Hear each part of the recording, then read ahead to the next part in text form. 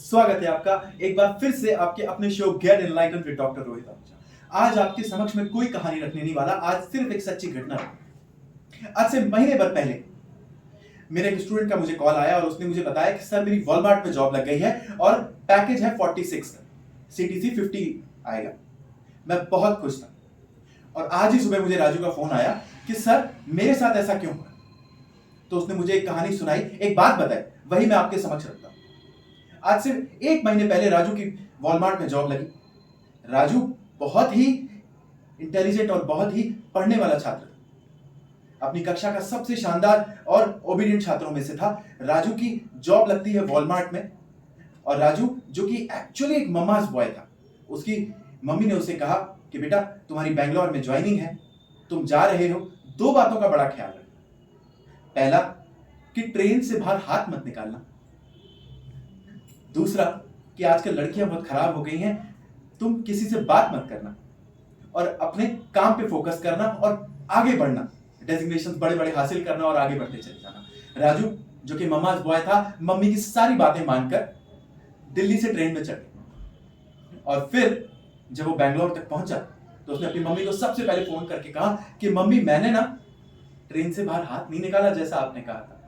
राजू झटपट तैयार हुआ, अपने वॉलमार्ट के ऑफिस में गया और ऑफिस में जाकर न्यू बीज की जितने भी थे उनकी मीटिंग, और मीटिंग के बाद सडनली अ गर्ल केम और उसने पूछा कि तुम्हारा नाम क्या है। तो राजू ने कहा आई एम नॉट इंटरेस्टेड, क्योंकि राजू को उसकी मां की बात याद आ गई थी कि लड़कियों से दूर रहना। यह सुनकर उस लड़की को गुस्सा आ गई और उसने राजू में खींच के थप्पड़ मार दिया और उससे कहा कि तुम सिर्फ एक बुक वॉर्म हो, उससे ज्यादा कुछ नहीं, तुम जिंदगी भर कुछ नहीं कर पाओगे, यू आर नॉट स्मार्ट जैसे आजकल लड़के होते हैं। और फिर उन दोनों ने कभी बात नहीं की, पर ये बात राजू के दिल में घर कर गई। राजू उस मीटिंग के बाद आया अपने कैबिन में और राजू ने अमेज़न वेबसाइट खोली और उस पर बुक ऑर्डर की, how to become smart. Raju ने एक एक करके स्मार्ट बनने की प्रैक्टिस पर 40 किताबें पढ़ डाली और राजू ने आज सुबह मुझे फोन किया कि सर 40 किताबें पढ़ डाली हैं, एक एक किताब में क्या लिखा है हर चीज याद है, पन्ने के नंबर तक याद है, लेकिन सर फिर भी मैं स्मार्ट नहीं बन पाया सर, ऐसा क्यों। तो मैंने कहा कि पढ़ने से नहीं होगा, करने से होगा।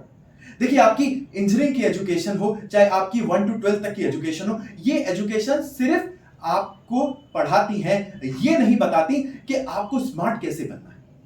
मैं आपको बताऊं कि आज से कई वर्ष पहले बिल गेट्स की एक क्यूट बहुत फेमस हुई थी कि इस दुनिया में 100% जो आप कमाते हैं, देखिए कमाई की बात जब आती है तब सिर्फ मैं फाइनेंशियल बेनिफिट्स की बात नहीं कर रहा हूं, पैसों की बात नहीं कर रहा हूं। इंसान अपने जीवन में दौलत के साथ साथ शोहरत भी कमाता है, नाम कमाता है, इज्जत कमाता है। तो 100% जितनी भी हम दौलत और शोहरत कमाते हैं उसमें से 10% सिर्फ और सिर्फ हमारे हार्डवर्क की रहती है, बाकी 90% सिर्फ और सिर्फ हमारे स्मार्ट वर्क की रहती है, हमारे प्रेजेंटेशन की रहती है। तो अगर आप सिर्फ और सिर्फ हार्डवर्क करके रह जाते हैं तो आप यकीन मानिए आप जिंदगी में कहीं नहीं पहुंच पाएंगे। ऐसे हजारों एग्जांपल्स हमारी जिंदगी में आते हैं कि यार वो लड़का पढ़ने में उतना अच्छा नहीं था लेकिन वो बहुत आगे निकल गया। तो उसका सबसे बड़ा कारण यही रहता है कि लोग समझ नहीं पाते कि एक्चुअली उन्हें क्या करना है। तीन चीजें लाइफ में बहुत इंपॉर्टेंट होती हैं।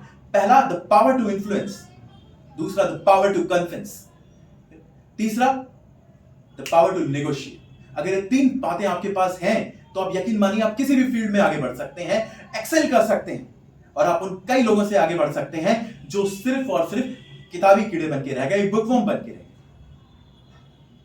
सिर्फ स्मार्टनेस की किताबें पढ़ने से कुछ नहीं होगा, you have to bring that things into practice in order to actually become smart. इस थॉट के साथ, इस विचार के साथ मैं आज का कॉन्वर्सेशन एंड करना चाहूंगा। आपको वीडियो पसंद आए तो उसको ज्यादा से ज्यादा शेयर करें, मेरे चैनल को सब्सक्राइब करें और कमेंट करके बताएं अगर आपके जीवन में कुछ ऐसा एनोक्डोट हुआ हो तो। तब तक के लिए जय श्री राम।